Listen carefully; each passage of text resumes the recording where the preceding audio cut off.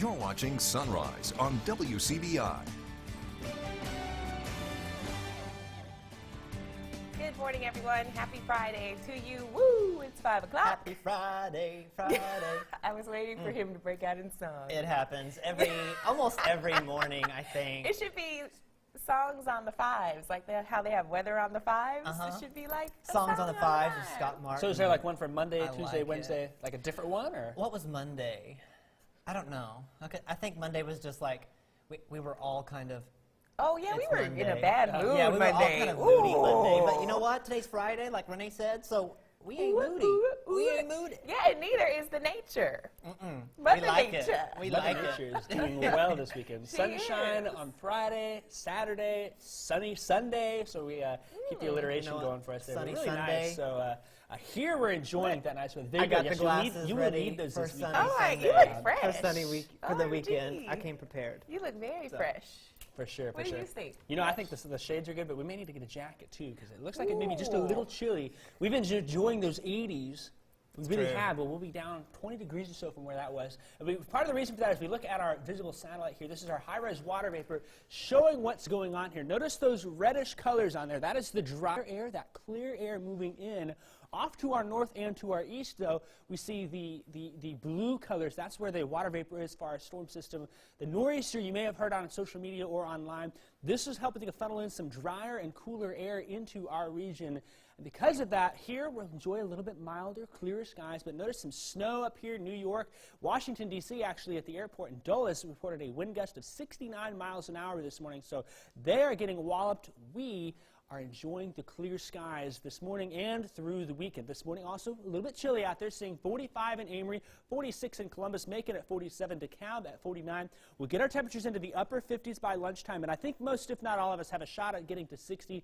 Again, sunshine all the way through, keeping those clear skies. Those high temperatures we can see at 61 in Amory, 62 in Columbus, Starkville, 59, Louisville at 60. Now, coming up, we'll talk a little bit more about the weather we expect, how long the sunshine lasts, and when our next chance of rain is. All right, thanks, Jacob. Well, this morning, a fifth arrest is made in a month-long home invasion investigation. Chickasaw County deputies arrested 22-year-old Charles Bingham Wednesday. Well, Bingham is charged with 2 counts of armed robbery and kidnapping for a home invasion back on February 1st. Police say the intruders entered the College View apartment, tied up 2 women, and robbed them at gunpoint. Police say 2 more arrests are pending in the case. Bond for Bingham is set at $250,000. One of four men arrested in connection with a West Point shooting is facing more charges. 27-year-old Genario DeMarco Jones is now charged with intimidating a witness. Chief Avery Cook was not able to release any information about the incident. Jones was originally arrested earlier this year and charged with aggravated assault. The shooting happened back on January 13th. The victim has since been released from the hospital. One man is recovering after being shot at his business. Meanwhile, the search is on for the shooter. Pontotoc County Sheriff Leo Mask says the victim called 911 saying he'd been shot at his auto repair shop in Ecru. Sheriff Mask says the victim claims the suspect parked in front of the business on Highway 15, got out of his car, and came into the office and shot him. The victim was transported to North Mississippi Medical Center in Tupelo. We just need more information at this time. I mean, we got to get more information because and trying to find out what the situation was and why someone came in his office and shot him. According to the sheriff, the victim says the shooter was driving a red car heading north on Highway 15. After the incident, North Pontotoc Attendance Center was placed on lockdown for a brief time as authorities investigated that shooting. Anyone with information should call the Pontotoc County Sheriff's Office. Time now 5:04. It seems almost everyone can agree that schools need to be safer, but how we get there is where the disagreement begins. In Mississippi, amended House Bill 1083 could allow teachers to voluntarily arm themselves in the classroom. Yeah, hot topic statewide and at the Capitol. Arjorie Talley, she speaks with law enforcement to get their take on the matter. When Webster County investigator Landon Griffin thinks about how to better protect schools, his mind swirls with possibilities, but not one definite solution. I don't know the answer. I really don't. I want to make our schools secure. I want to make our schools safe. such as a friend that we heard earlier, we secure banks, we secure our money, we secure, try to walk up and walk in the vault at a bank, see what happens, but you can walk in the front door of a school any day, all day. The longtime lawman believes other security measures should be in place before a teacher holsters a gun while reading a lesson to students. To directly go from not having a firearm to, yeah, let's put a gun in the classroom. Because then you have a gun in the classroom. You don't have to bring one. You don't have to do anything. There's already a gun in the classroom. Many in law enforcement are also concerned about how they'll be able to figure out if the person holding a gun in a hallway is a teacher, a concerned parent, or an active shooter. Our main objective when we go into school is to neutralize whatever threat is in that school at that time. Whether it be take them down, whether it be use our firearms, whatever we have to take care of that threat is what we're taught to do. Officers want to be able to identify armed teachers should this bill pass. Right now, the legislation only requires 12 hours of training every 2 years. Lowndes County TAC Team Commander Archie Williams isn't opposed to teachers packing. However, he says there must be more training in place. If you're going to take the chance to put yourself in a situation, you've got to be ready to handle that situation, and also understand that there are children and bystanders around, and you have to account for everything you do when you arm yourself and take that on. No one knows how they'll react when confronted with a gunman, but Williams believes real-world scenarios can help. We train weekly, all the time, to handle situations like that. That needs to be stepped up, in my opinion. That was Jory Talley reporting. The bill is now on its way to the Senate. Well, some local sheriffs are looking to band together to create a more powerful voice at the state capitol. It will be known as the Regional Jails Association. Back in 2007, Chickasaw County entered into an agreement with the state to build a regional jail facility only housing state inmates. During that time, the state agreed to pay $29.74 per inmate. The Chickasaw County facility is able to hold 340 inmates. In 2017, the state cut that number to 240, which Sheriff Jim Myers says is really hurting the budget. They're easing us back up to over 300, but the catch is our minimum on our contract is 240. So they pay us $29.74 for that 240, and now anything over the 240, they told us all we're going to pay you is $20 per inmate per day. The association hasn't been officially assembled, but has been approved through the Secretary of State's office. They're working toward the first meeting date. Last week, Lieutenant Governor Tate Reeves announced his more than $1 billion plan to fund roads and bridges across the state. It's called the Bridge Act. The proposed 5-year program is the Senate's answer to addressing infrastructure issues in the state.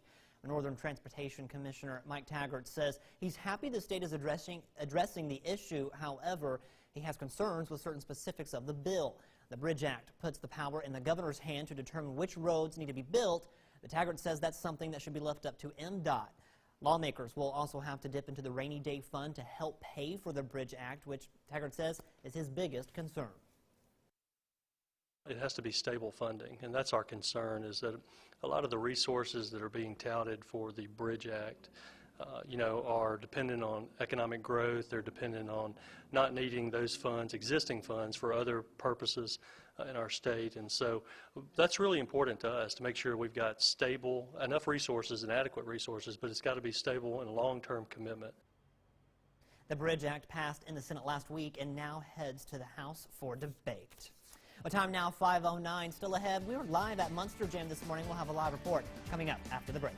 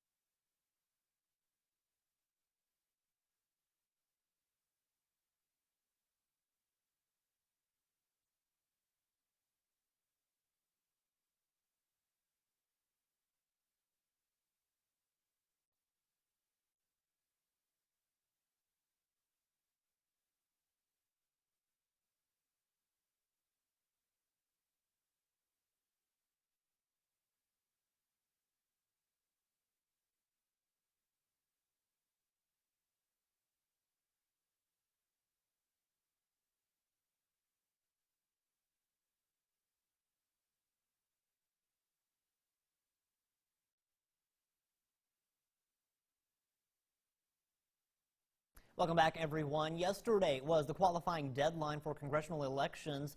Mississippi voters will have options come June 5th when the primaries are held. Well, some of these races, though, are gaining early and even national attention. Courtney Ann Jackson explains.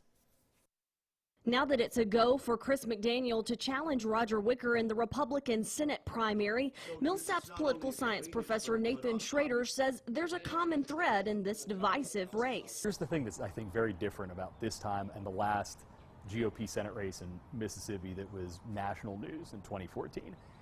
If you listen to the rhetoric coming from both the McDaniel campaign and the Wicker campaign right now, this is an election about who is the most compatible candidate with Donald Trump and Trumpism. 6 people in total now have their name in the hat for the Democratic primary. If the Democratic race becomes one that appears to be very competitive, it will maybe tamp down on the possibility that Democrats could be picked off to go vote in the open Republican primary. But the state's Republican Party didn't waste any time Tuesday in trying to make the connection to Washington. A release called David Beria Chuck Schumer's Mississippi man and part of the attempt for Dems to regain a Senate majority. The Democrats now have someone running in every House and Senate race in Mississippi. The party says they've already been doing a lot of behind-the-scenes work to get ready. I believe that the current administrator in Washington right now has laid out perfect groundwork for us as far as messaging is concerned to motivate people to get out and vote Democrat. Schrader says it's healthy to have candidates gearing up on both sides of the aisle. Any race where you have competitive primaries especially followed by contested general elections that gives voters a reason to participate in the democratic process, that's a success. That was Courtney Ann Jackson reporting. Time now to toss things over out to Allie Martin. He's live in Tupelo at Munster Jam at the Bancorp South Arena. Having some fun this morning. Allie, how's it going? We are here at the Bancorp South Arena. It is time for Monster Jam. Coming up after the break, we're going to talk to one of the hosts of the show. That's coming up. You don't want to miss this. Stay with us.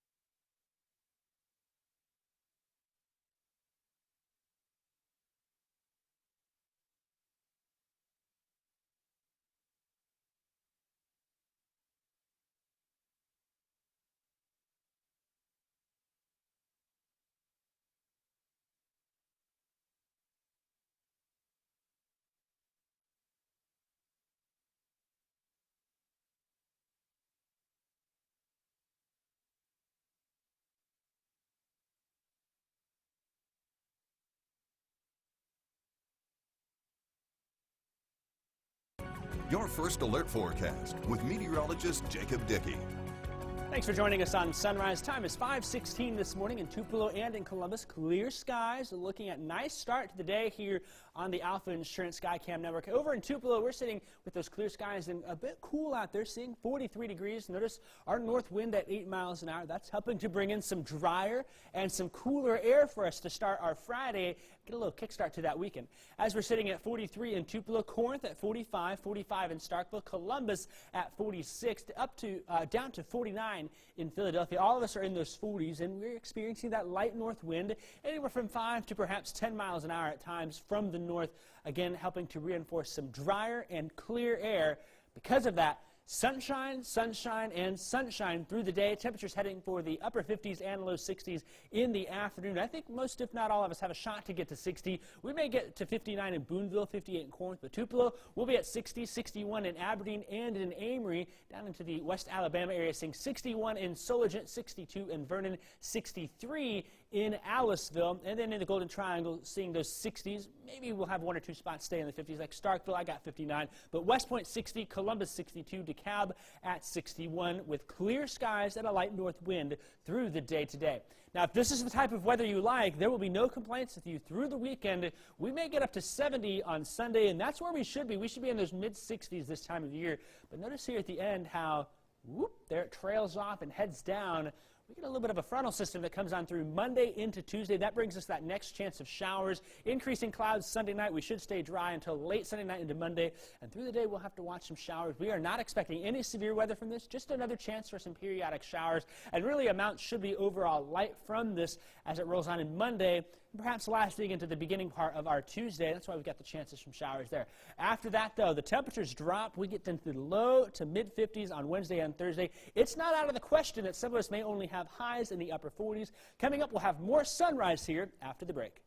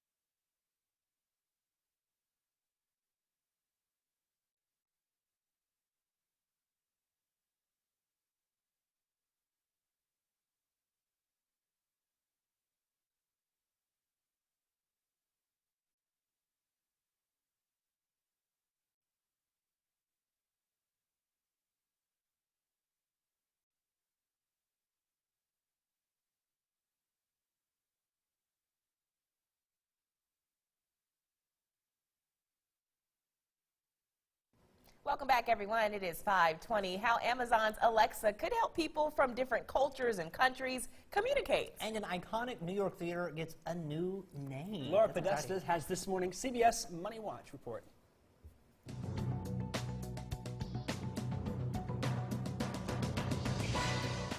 U.S. manufacturing is booming. A trade group says manufacturers expanded in February at the fastest pace in 14 years. Analysts say the surge in production of electronic products and transportation equipment is thanks to more jobs and a weaker dollar, which helps exports. Taking a look at Wall Street, the Dow closed down 420 points on Thursday. The Nasdaq lost 92 points. Amazon's Alexa could be helping you turn hello into hola or bonjour. The tech giant wants their voice-controlled personal assistant to become a real-time universal language translator. Yahoo News reports a team at Amazon is working to make Alexa understand not only basic words, but sophisticated phrases so people from two different cultures can hold meaningful conversations. Amazon did not immediately comment. An iconic New York theater has a new name. You will soon be able to see a show at the Hulu Theater at Madison Square Garden. The subscription streaming service, Hulu, paid an undisclosed amount for the naming rights. The multi-year contract includes signage in New York's Penn Station, on 8th Avenue, and both outside and inside the 5,600-seat theater. And that's your CBS Money Watch report. For more, log on to cbsmoneywatch.com. In New York, I'm Laura Podesta. I kind of want to get an Alexa.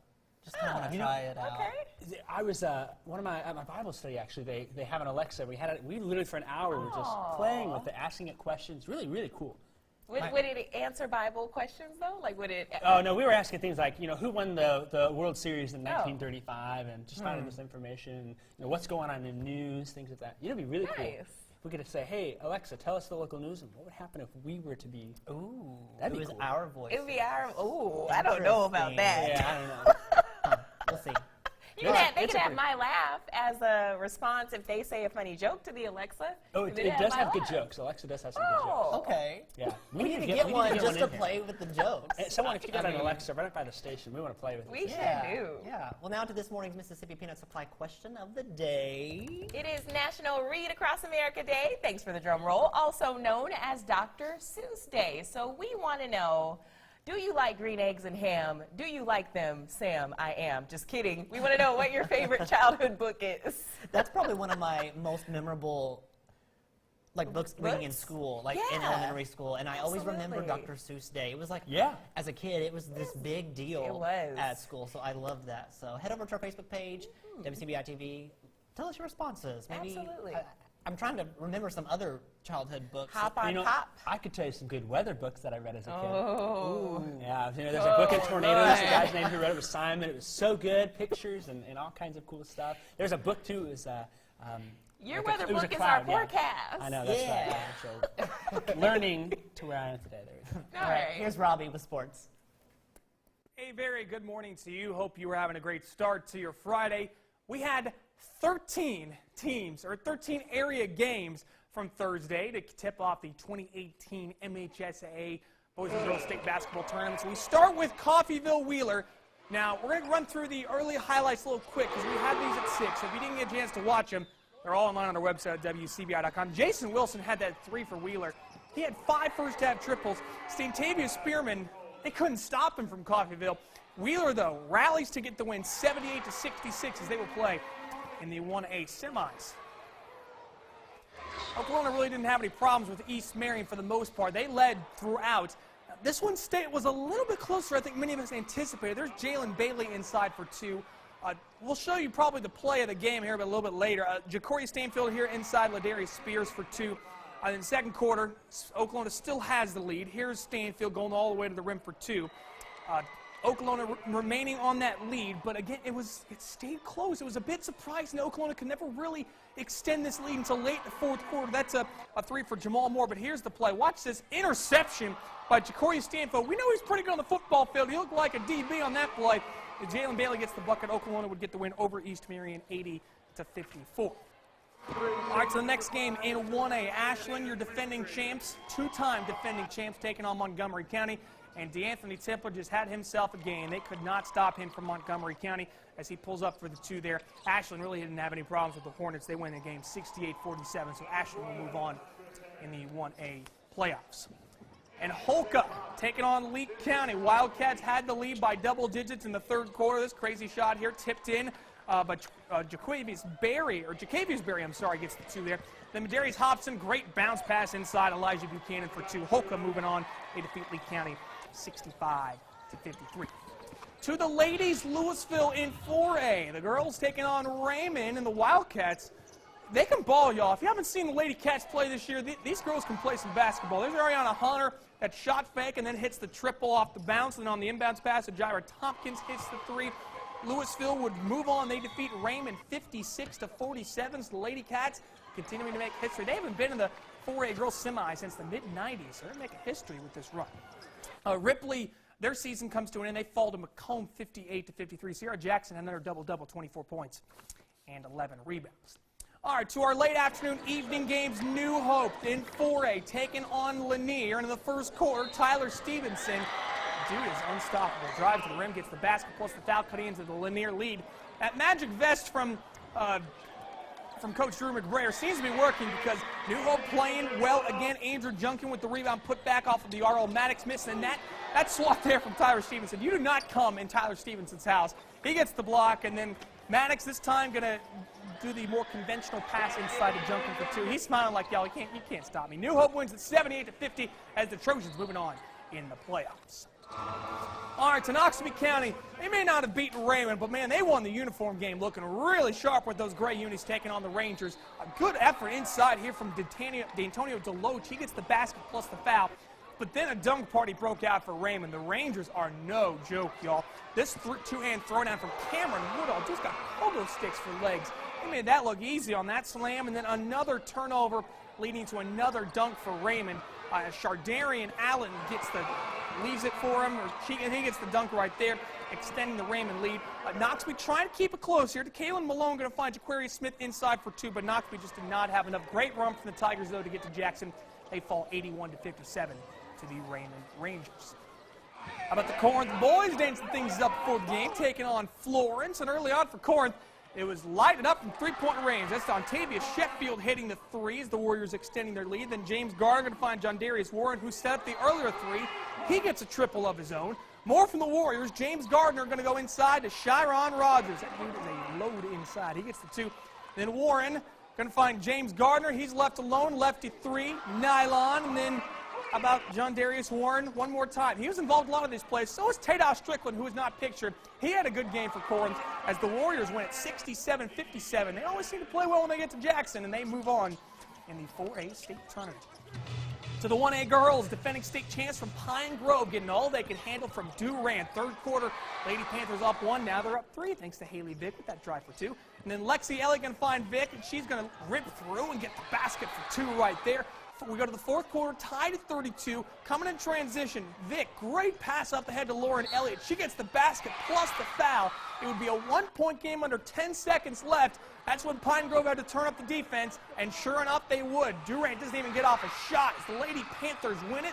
They move on to the 1A girls semis, winning 44-43 over Durant. To the Lady Lions of Biggersville taking on East Marion second quarter. Biggersville trailing, but keeping it close here. Zahana Taylor going to be right there for the putback. Gets the friendly bounce, cuts the East Marion lead. And then third quarter, Lady Lions still trailing, but getting it to single digits here. Tyleisha Davis going to find Lisa Fryer for two, cutting into that East Marion lead down to 8. And then Kanasia Barton, she's going to go all the way to the rim, and she's going to finish. Tough shot for two, but East Marion would get the win over Biggersville 51-32. And then the final game of the evening would be Tremont. The Lady Eagles taking on Lee County. Second quarter, Tremont down off the inbounds pass. Allison Hadorn, tough shot. That one goes, gets the friendly bounce, cut and lead. Later on, Haley Robinson going to find Kaylee Rogers. Corner three, she misses, but Kaylee Haders is inside, and she's going to get the rebound step back. Not an easy shot. Tremont down at the half, but keeping it close. Haley Robinson going to drive. Tough shot to contact would go. And then Robinson going to find Caitlin Graham in the corner for three, but Lee County would get the win over Tremont, 50-43. The finals, a great season for the Eagles, comes to an end. And Blue Mountain scored 4 points in the last 15 seconds to force overtime, but the Lady Cougars couldn't win it in the extra session. As McAdams wins at 56-53, and Blue Mountain season comes to an end. There's all our state tourney games. We will have the 2A and 5A games coming up later today and tonight, so don't miss it on WCBI Sports.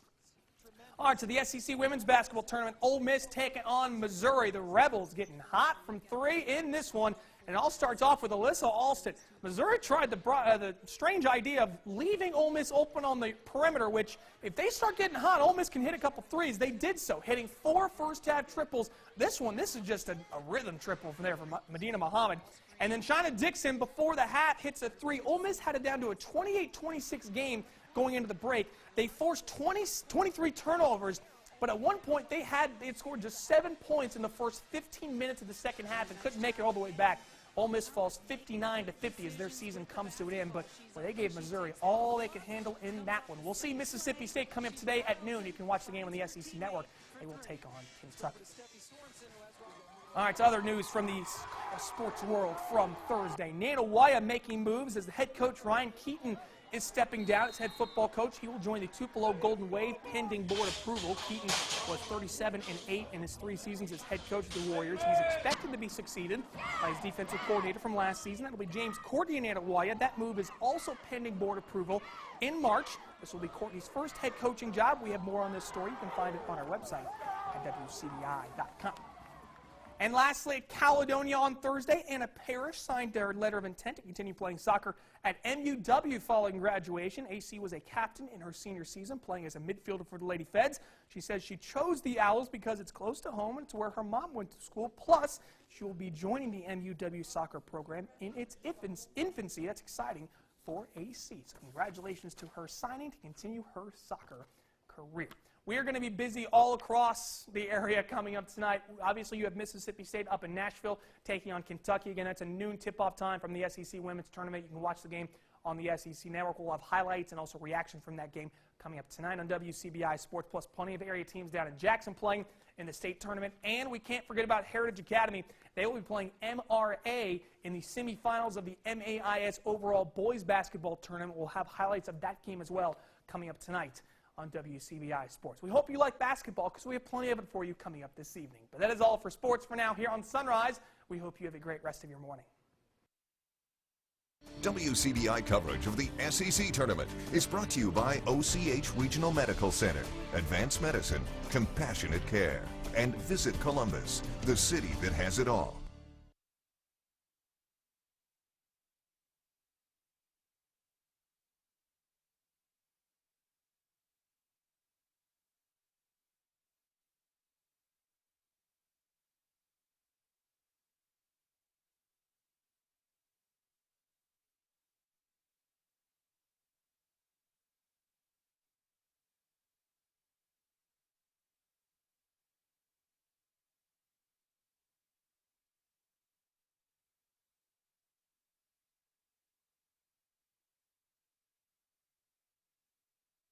Three, two, one. Check, check. 3, 2, 1. Looking at you or the screen? Just look at me. Yeah, we're having, whatever's comfortable. Yeah. So we're having a conversation. Quick answers, but, I want to get a lot in because you know all about the stuff. So.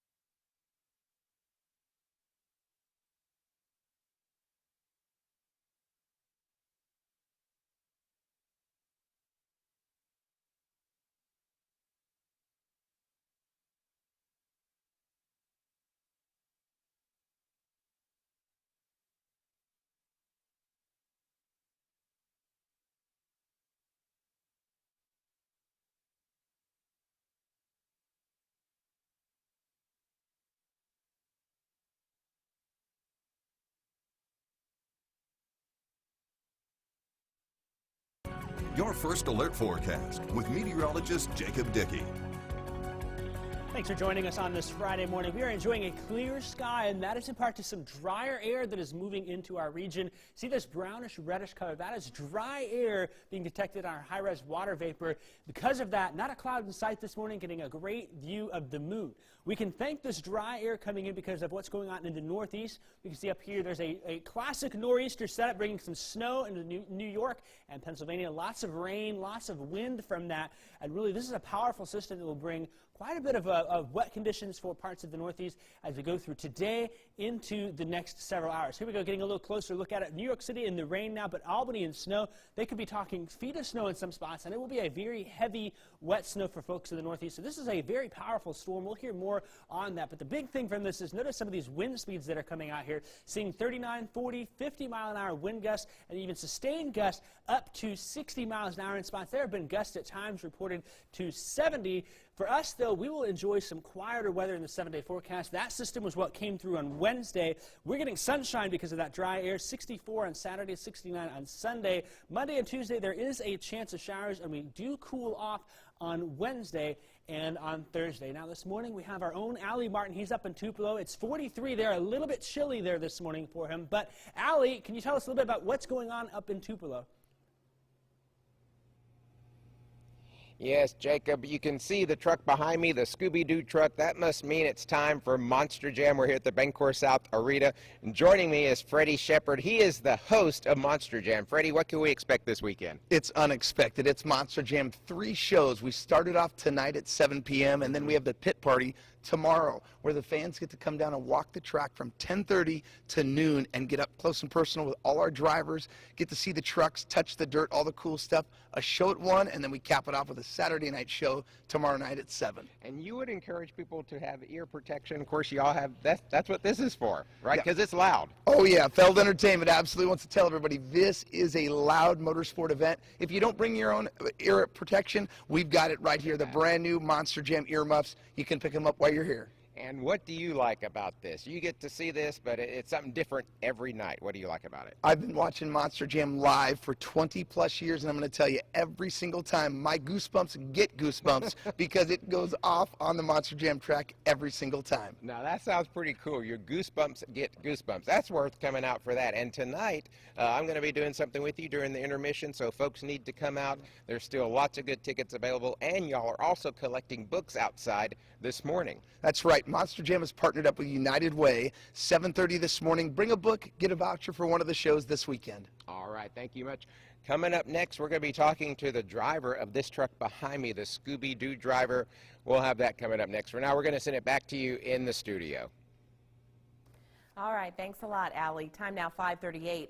Forecasters are warning residents on both the east and west coasts of potentially life-threatening severe weather today and into the weekend. Even before the storms rolled in, they started creating all sorts of headaches for travelers. Hannah Doba is at LaGuardia Airport in New York. On both coasts, March is most definitely entering in like a lion. In the Northeast, residents from Washington, D.C. to New England are in the path of a nor'easter. This is snow in Erie, Pennsylvania, already contributing to thousands who've lost power. Heavy rain, massive flooding, and hurricane-force winds are also in the forecast. The gusts in some cases may go as high as 90 miles an hour, which will blow someone over. The storm has the potential to be a historic, crippling event, in particular for coastal towns like Scituate, Massachusetts. Officials there are warning of a storm surge that could reach around 3 feet, waves up to 30 feet during severe weather expected to last through 3 high tides. The winds are going to hold those waters onshore, and then the next tide will come in, and the next tide will come in, so there's not going to be a lot of drainage. All the weather is also wreaking havoc on those with plans to fly this weekend. Hundreds of flights have already been canceled. Here in New York, officials warn there will be more delays to come if the snow and winds materialize as predicted. On the West Coast in Southern California, heavy rain has begun to fall. About 30,000 residents hit hard by deadly wildfires and the subsequent mudslides were ordered to evacuate.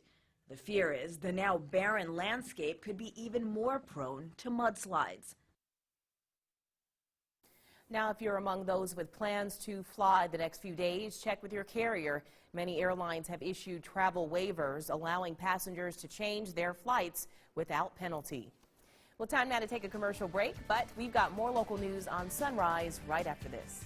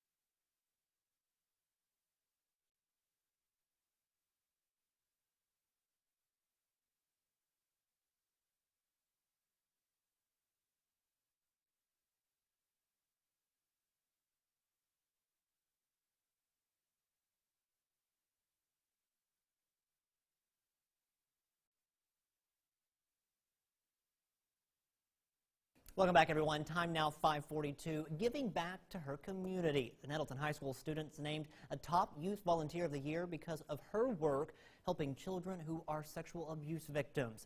15-year-old Grace McAllister was named one of 100 top youth volunteers in the nation by the Prudential Spirit of Community Awards. McAllister began collecting teddy bears and stuffed animals for victims of sexual abuse. The teenager says she knows how the victims feel and says it's important for victims to know they're not alone. It's an issue, yes. It's hard to talk about it. It's extremely hard to talk about sexual abuse, but it's harder to be a victim of sexual abuse and have to go through it alone.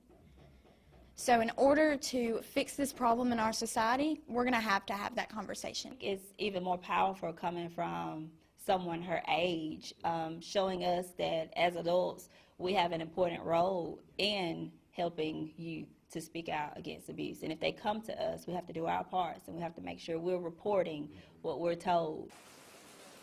McAllister will travel to Washington, D.C. next month for an awards ceremony. The Mississippi School for Math and Science hosts their annual math tournament. It took place in downtown Columbus at the Trotter Convention Center. Yesterday, several hundred students from almost 30 high schools across the state came out to compete. Students had 55 minutes to answer 20 very advanced math questions with no calculator. Each school brought around 20 to 30 math students to compete. Educators say the tournament is very important for these high schoolers. You have to do good in your class, like whatever your class you're in at your school is what you're competing for. So if you have like a 97 or something really good, they probably choose you. They just needed to know that math is so important to everything and make it a little fun. Absolutely. Teachers say the tournament had around 14 schools last year, and it's exciting to see the tournament's growth this year.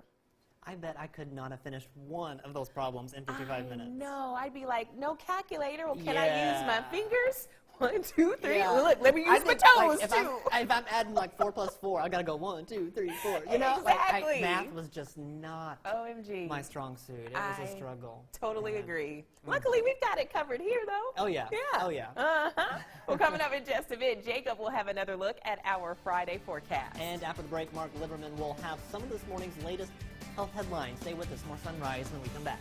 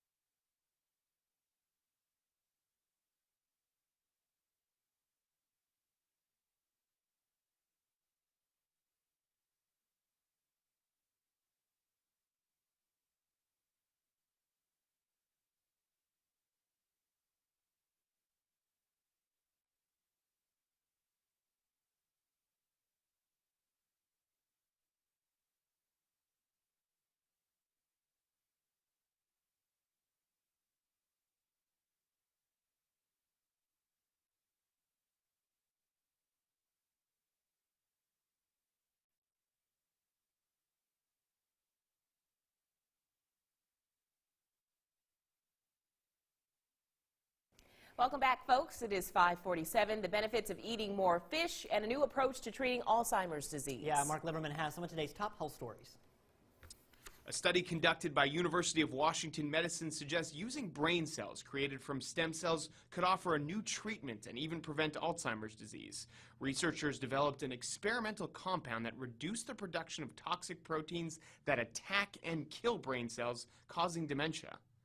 Omega-3 fatty acids found in fish and supplements may lower the risk of developing multiple sclerosis, according to a new study. Researchers in California found high consumption of fish was associated with a 45% reduction of MS. Fish such as salmon, lake trout, and albacore tuna are good sources of omega-3 fatty acids. And researchers in Finland and Sweden say separating adult-onset diabetes into 5 distinct types instead of 1 or 2 may help better tailor early treatment. The cases in the study all show different characteristics and complications which required specific treatments. Those are some of the day's top health stories. I'm Mark Liverman, CBS News, New York. Okay, I'm going to see if I can connect this to weather. Okay, here it goes. In the story, you saw how good it is to eat fish. Fish meaning they live in a river.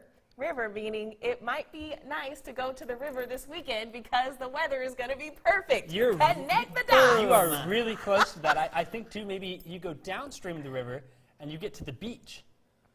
I would prefer the beach. This might be a good beach weekend forecast here. I don't know if you guys do. We can see in the beach forecast there for Biloxi. Nice. Look at that. Doesn't that look nice? Saturday, Sunday, Monday, nice weather, upper 60s, low 70s. Water would be great for that. Scott, you want to go to Biloxi this weekend? Well, I've got some other plans this weekend, but Destin is on there. I'm going there this summer. Oh, we got a mini reunion with a bunch of my friends. Oh, nice. Well, that'll be good. So the beach is a good thing. Maybe you're staying close, can't get down to the beach. We've got the weekend forecast for our area, too. Perhaps you want it Saturday. You want to go outside, maybe go for a run, a walk on the Columbus River Walk. Sunday, picture perfect weather. Perhaps you have a after-church lunch. Have it outside somewhere. This is about as good as it gets. Upper 60s is where we should be this time of year. Now, some of you at home may be waiting for the bus before you can get to your weekend. Grab a jacket as you head out the door. 44 for the drop-off. Lunchtime, 57. We should get to the low 60s this afternoon for a pick up from school, but we're going to keep the sunshine all day long. This morning in Columbus, starting to see some of that sun pop on in. 46 degrees out there. The light winds in the north, 5 miles an hour. That will continue through the day for us. As we can see our current temperatures right now in those 40s. We're at 46 in Macon, 42 in Vernon, down to 41 in Iuka. So a little bit chilly out there. You will need that jacket as you head out the door. But up in Calhoun City by this afternoon, we'll get to 60, be nice and warm again.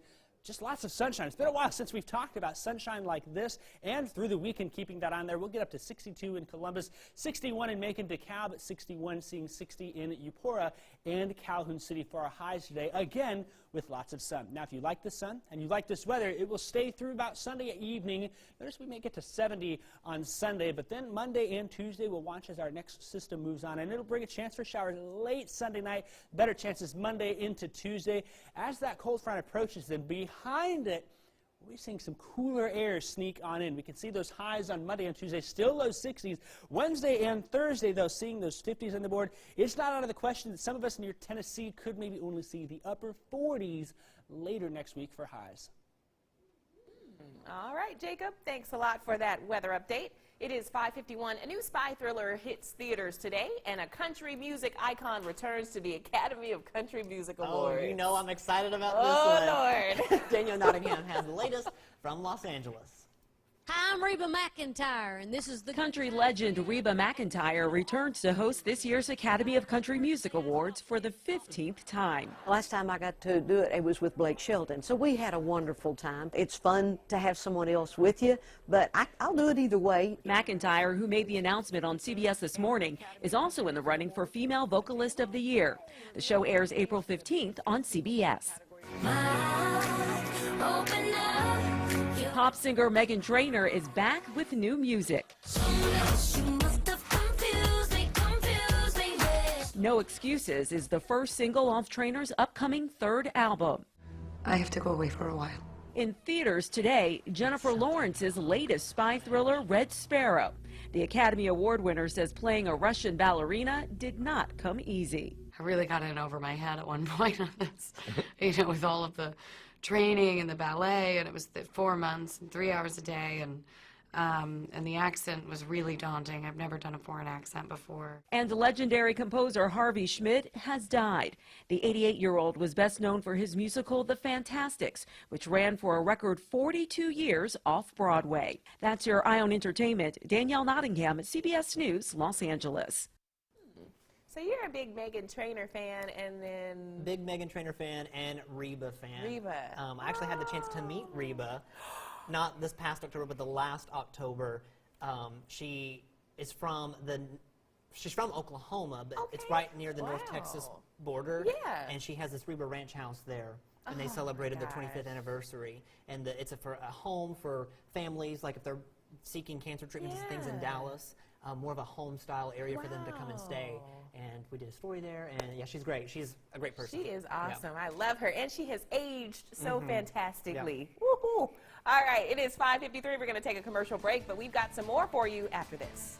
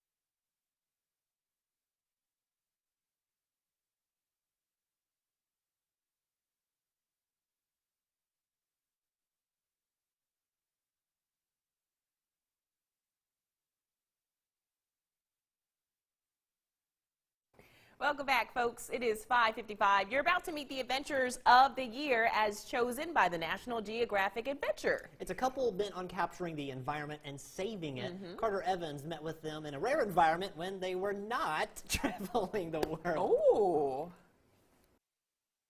All of these riches right in your backyard. Yeah. If this is Paul Nicklin and Christina Mittermeier's backyard, their front yard is the rest of the planet. I think this year we've been home less than 2 months because we work together. Home is wherever we are. I think there was a song about that.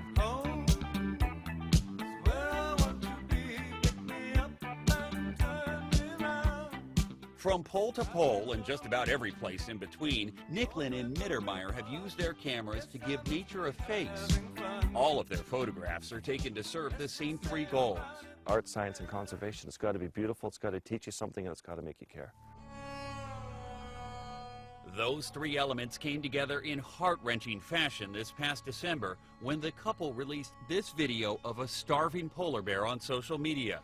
It was viewed more than 30 million times. At some point, you have to slap people in the face and just say, this is what's happening. This is what climate change looks like. Along with the serious intent that drives their work, their photographic expeditions are filled with inspiring encounters. It's one of my favorite things on this planet to do, is to swim with leopard seals. You see you facing the jaws of this beast. She's just letting you know that this is her territory, you know, and if you want to be here, you're going to play by her rules. She kept bringing you penguins? Realizing that I couldn't catch a live penguin, she started to bring me tired penguins, exhausted penguins. She's trying to feed you. She's trying to feed me penguins and take care of me.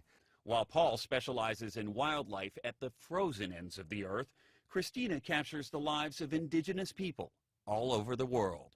For me, the kinds of photographs that we aim to produce are the ones that become iconic symbols for something larger than just the moment that they capture. For Paul and Christina, that perspective makes life richer and makes the job worth every moment. It's failing 98% of the time, being miserable most of the time, and being patient, believing in yourself, believing in the process, and chasing that story.